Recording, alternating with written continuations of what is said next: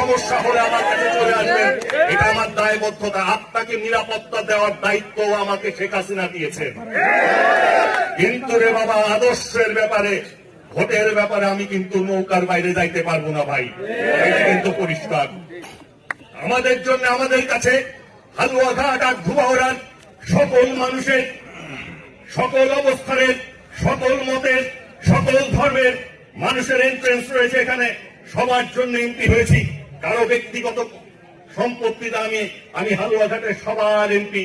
সুতরাং বিএনপির লোকটাও যদি বিপদে পড়েন আমাদের কাছে চলে আসবেন, আমরা উদ্ধার করে দিব আপনাদেরকে। শিখিয়েছেন জননেত্রী শেখ হাসিনা, সুতরাং সেই কাজটি করব। কিন্তু কালকে 8 তারিখের নির্বাচনে যা করেছেন, এটি নিয়ে আমার প্রশ্ন আছে রে ভাই।